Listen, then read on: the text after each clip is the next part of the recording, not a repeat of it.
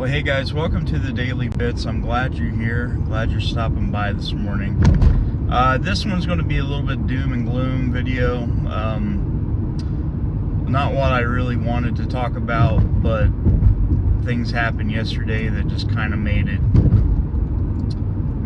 a point. And this morning I'm having a rough morning already. Starting out, my car needed jumped again, so I'm going to have to buy a battery. So that's going to be fun.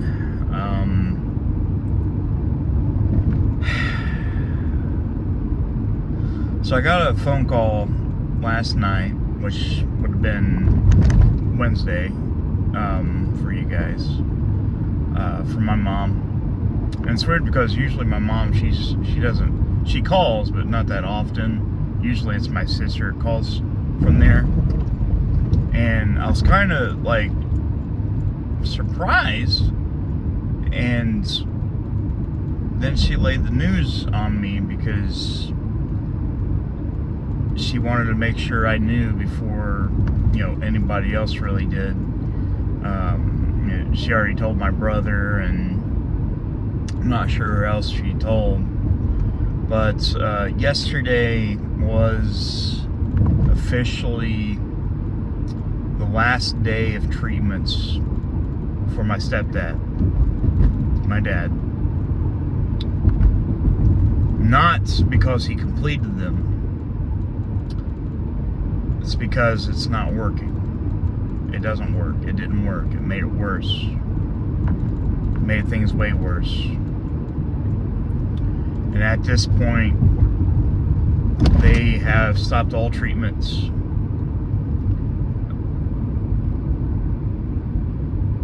They stopped them all. Like, there's no more treatments. They're taking them off the majority of the medication, aside some, I think, maybe some pain meds.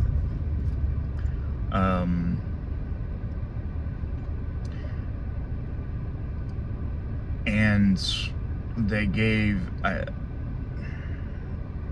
my brother told me this part, possibly 6 months or less. Now, I had a lot of hope. I had a lot of hope that maybe things could turn around, until I saw him on July 4th. I didn't know how bad it was getting. I know it was bad, but I've never seen it that bad. And I had it in my head that, well, maybe it's just a medication. Maybe it's just a treatment that's causing this. Maybe that's the problem. Maybe it's just a clinical trial. Maybe this is just a side effect until it gets better. I didn't expect them to take him off everything and say, hey, you got 6 months to live. They're already getting hospice care involved. My mom, she's afraid, and she should be. She has every right to be afraid. I can imagine losing the love of your life. My mom has been there since the beginning, fighting with him, helping him push his way through, there by his side. And now we just got to count down the days. Now, from what we was told, it could be 6 months, or it could be longer, or it could be shorter.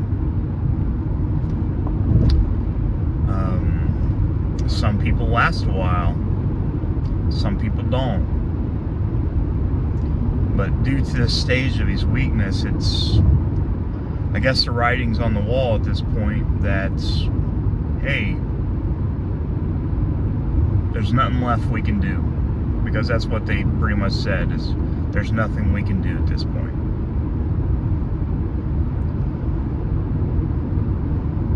And it sucks.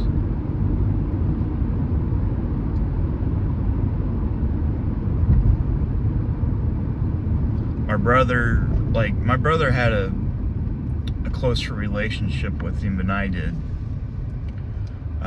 We didn't understand each other or anything like that when I was a kid. And I was a dickhead kid, just a rambunctious teenager that thought, I knew more than what they did. And it wasn't until after I moved out and everything that, we started getting closer. But we never got super close. And I called him my dad this past Christmas, like for the first time, because I had some soul searching to do, and I realized, hey, this is my dad. This is not my stepdad. This is my dad.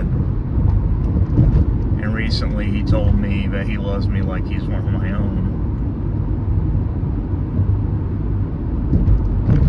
And I kind of feel like that was something I needed to hear, and I think he needed to hear.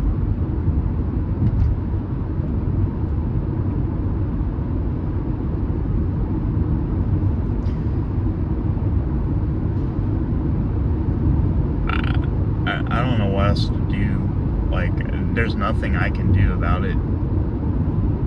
And at this point, I'm going to be a broken record because I'm going to talk about this a lot, and I'm going to try not to, because I don't want somebody to use it as a tool to get at me, because they will. I already had it happen before. Somebody's going to use it and be like, haha, look at you. One thing I'll never do, I'm never going to wish this on even my worst enemies. I won't do it. I won't. Cancer is fucking terrible. I won't wish that or mental health stuff on people. I just don't. I won't do it. You want to get a cold, have a cold. I don't care. At least you can get done with a cold.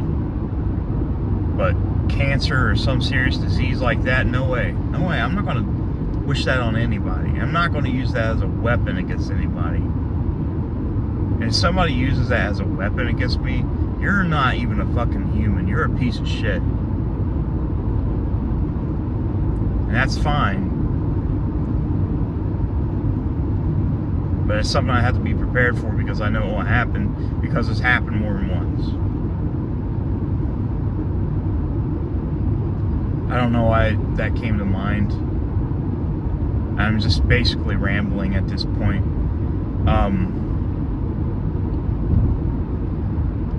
If you have somebody close to you that's experiencing the same thing, I mean, there's always hope, but you gotta be prepared. You gotta be prepared. At least we know now that, hey, he can be gone at any time. And we could try to prepare for it. But I don't think we're ever going to be prepared for it. I don't think that's ever going to be you're never going to be prepared for somebody to go. You might be able to, count down the days and try to get past it and not think about it, but I kind of feel like that's always going to be on my mind.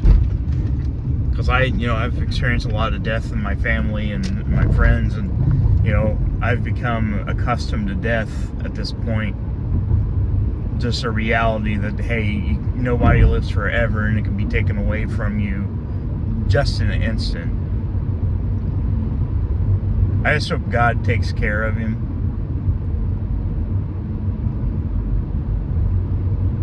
I've been